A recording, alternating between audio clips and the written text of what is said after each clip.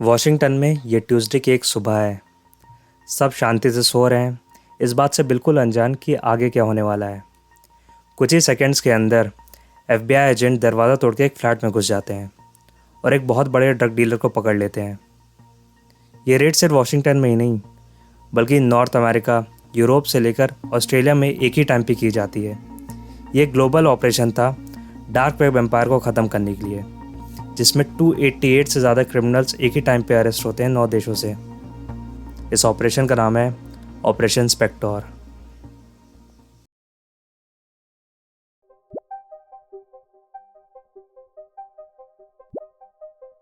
ये चैट एक कस्टमर और डीलर के बीच हो रही है डार्क वेब पे। डार्क वेब इंटरनेट का वो हिस्सा जिसे गूगल क्रोम या किसी नॉर्मल ब्राउज़र से एक्सेस नहीं किया जा सकता। इसके लिए एक खास ब्राउज़र होता है जिसे टॉर ब्राउज़र कहते हैं, और इसका इस्तेमाल करके कोई भी डार्क वेब एक्सेस कर सकता है। यूज़र की आइडेंटिटी और लोकेशन भी छिपी रहती है, इसीलिए क्रिमिनल्स के लिए एक परफेक्ट जगह है। इसी डार्क वेब पे सिल्क रोड और अल्फ़ाबेट नाम से कई सारी वेबसाइट फेमस थी बेचने और ख़रीदने के लिए। बेसिकली ये वेबसाइट अमेज़ॉन या फ्लिपकार्ट की तरह थी, लेकिन ये इल्लीगल सामान बेचते थे।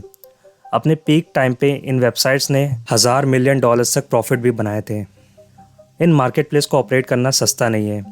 बहुत सारे सर्वर और टेक्निकल एक्सपर्टीज़ लगती है ताकि किसी भी तरह बायर और सेलर की आइडेंटिटी छुपी रहे। और अगर मार्केट प्लेस कभी कॉम्प्रोमाइज़ भी होती है तो एडमिन पकड़े जाने पे एक ही झटके में पूरी वेबसाइट को शट डाउन कर सकता है, जिससे सारा ट्रांजैक्शन रिकॉर्ड और यूज़र का डेटा हमेशा के लिए डिस्ट्रॉय हो जाता है। एजेंसीज़ के लिए एक बुरे सपने जैसा है, क्योंकि अगर एजेंसी सर्वर का पता लगा भी लेती है तो भी ये डिजिटल प्रूफ को वापस नहीं ला सकते। पिछले 10 सालों में एजेंसीज़ कई एक्शन लिए इन वेबसाइट्स के ऊपर।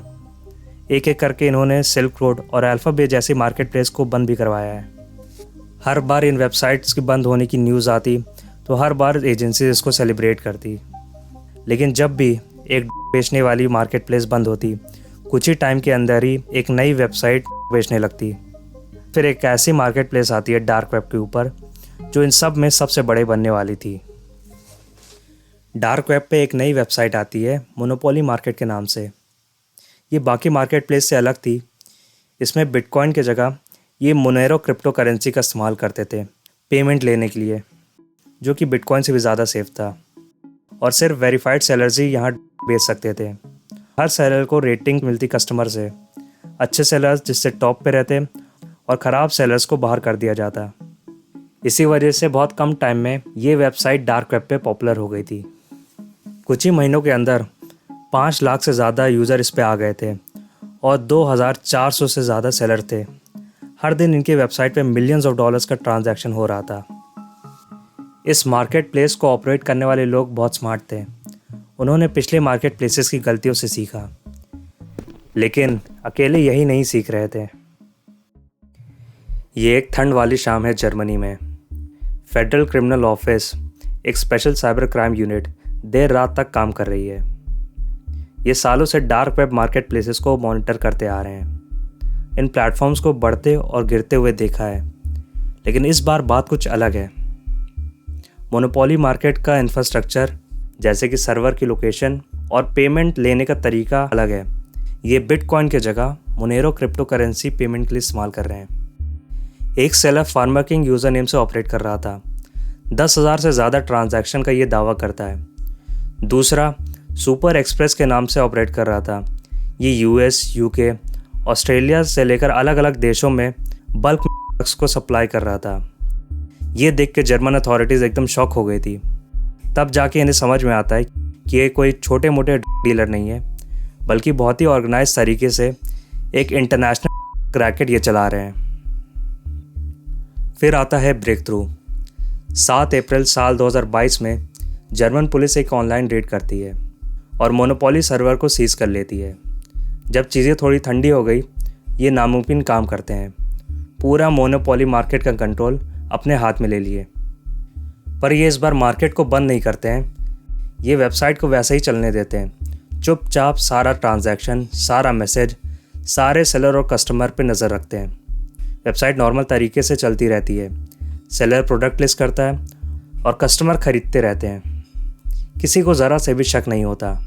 लेकिन एक बात इनके मन में आ रही थी कि बिना किसी को पता चले कब तक ये वेबसाइट को ऐसे ऑपरेट कर सकते हैं। जर्मन साइबर क्राइम यूनिट इसीलिए इंटरनेशनल पार्टनर्स को अप्रोच करती है। Australia, Brazil, US, UK, Netherlands, total मिला के 9 कंट्रीज़ को ये अप्रोच करती है और साथ में यूके में एक मीटिंग करते हैं, क्योंकि ये ऑपरेशन एक अकेले कंट्री की बस की बात नहीं थी। एक साथ ये प्लान तैयार करते हैं। ये मोनोपोली मार्केट को महीनों तक ऐसे ही चलने देंगे। पूरी दुनिया में जिस जिस जगह से भी इनको सबूत मिल रहा है वो इकट्ठा करेंगे। फिर जब टाइम सही लगेगा ये एक साथ ग्लोबली टेक डाउन करेंगे। जाल अब तैयार था।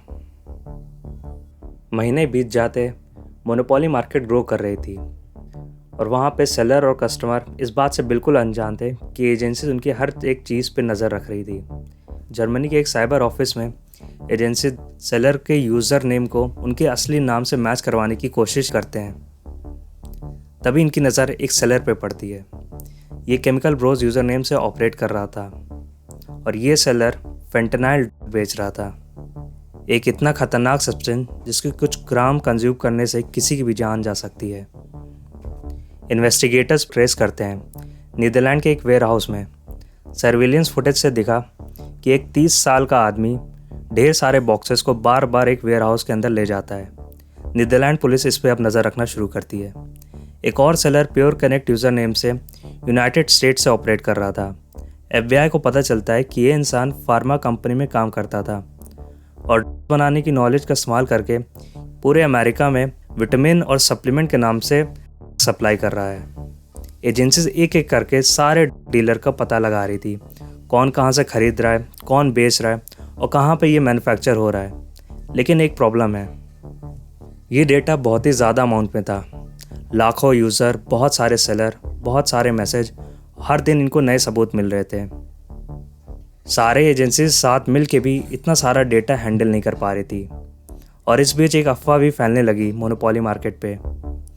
ड्रग बेचने वाले सेलर एक अजीब सा पैटर्न नोटिस करते हैं। उनका मैसेज टाइम पे डिलीवर नहीं हो रहा है, ना ही रिप्लाई आ रहा है। कुछ यूज़र गड़बड़ी भी रिपोर्ट करते हैं। टाइम बीत रहा है, एजेंसी जानती है कि ये ऑपरेशन वो हमेशा के लिए नहीं चला सकते और अगर किसी डीलर को ज़रा सा भी शक हुआ तो एक ही झटके में ये सारा सबूत मिटा देंगे। फिर कई हफ्ते सोचने के बाद ये 9 देशों की एजेंसीज डिसाइड करती है कि अब एक्शन लेने का समय आ गया है। 2 मई साल 2023 एजेंसीज दुनिया भर से तैयारी शुरू करती है डार्क वेब के खिलाफ हिस्ट्री की सबसे बड़ी कोऑर्डिनेटेड रेड करने के लिए। अमेरिका में FBI एजेंट्स को ऑर्डर मिल जाता है। जर्मनी में पुलिस एक्टिव हो जाती है। यूके में नेशनल क्राइम एजेंसी ऑफिसर्स को ब्रीफ करती है। Australia, France, Netherlands, Poland, Switzerland, Brazil सब हर मोमेंट पे एक दूसरे के साथ सिंक थे। इस ऑपरेशन का नाम है ऑपरेशन स्पेक्टर। कैलिफोर्निया में DEA एजेंट्स एक अपार्टमेंट में रेड शुरू करते हैं। सस्पेक्ट अपने बेड पे ही है, बगल में उसका लैपटॉप खुला है और स्क्रीन पे मोनोपोली मार्केट का डैशबोर्ड है जिसपे पेंडिंग ऑर्डर दिख रहा। बर्लिन में जर्मन पुलिस एक शिपिंग कंपनी को रेड करती है। अंदर इन्हें 1000 खाली पैकेट्स 50 kg फेंटेनाइल मिला जो पैक करके भेजने के लिए तैयार कर रहे थे। मैनचेस्टर में यूके ऑफिसर एक 20 साल के सेलर को अरेस्ट करते हैं। इसके बेडरूम से इन्हें क्रिप्टो करेंसी वॉलेट भी मिला जिसमें $10 मिलियन थे, कस्टमर्स की लिस्ट और एक पूरे शहर को सप्लाई करने भर का भी मिलता है। रेड चलती रहती है। 288 अरेस्ट होते हैं 9 देशों से। पकड़े जाने वाले छोटे मोटे डीलर से लेकर बड़े ट्रैफिकिंग ऑर्गेनाइजेशन से जुड़े थे। कुछ शौक में थे और कई भागने की कोशिश करते हैं, लेकिन ये अरेस्ट बस शुरुआत थी। अथॉरिटीज़ $53.4 मिलियन कैश और क्रिप्टो करेंसी जब्त करते हैं। इसके अलावा 880 kg और 117 इलीगल वेपन्स भी मिलता है। ये सारी चीज़ जो कोर्ट में प्रूफ करने के लिए काफ़ी थी। रेड होने की कुछ ही देर बाद उसी दिन अमेरिका एक प्रेस कॉन्फ्रेंस के जरिए इस ग्लोबल ऑपरेशन के बारे में पूरी दुनिया को बता देती है। We are here today to announce the results of an unprecedented international enforcement operation led by the FBI, known as Operation Spector. Law enforcement agencies दुनिया भर से इसको सेलिब्रेट करते हैं। सोशल मीडिया पे भी लोग इसकी तारीफ करते हैं। लेकिन जैसे सेलिब्रेशन चलता रहता है, एक परेशान करने वाला क्वेश्चन खड़ा हो रहा है कि अब आगे क्या। ऑपरेशन इंस्पेक्टर के कई महीनों बाद जब सारी चीज़ें ठंडी हो जाती है और अथॉरिटीज़ नोटिस करती है कि नई मार्केट प्लेस फिर से डार्क वेब पे उभरने लगी है, लीगल चैलेंजेस भी बढ़ते हैं। डिफेंस लॉयर आर्ग्यू करते हैं कि जर्मन एजेंसीज ने लॉ तोड़ के एविडेंस इकट्ठा किया। यूएस में भी कोर्ट सवाल करता है कि बिना किसी वारंट के इन्होंने लोगों को कैसे अरेस्ट कर लिया, लेकिन इसके बावजूद ज़्यादातर दोषी करार दिए जाते हैं। इतने बड़े ऑपरेशन के बाद भी पूरा ऑनलाइन ड्रग डीलर इकोसिस्टम को बस एक झटका मिला। कुछ ही हफ्ते के बाद नई वेबसाइट डार्क वेब पे खड़ी हो गई। ऑपरेशन स्पेक्टर एंड नहीं है, बस एक चैप्टर है।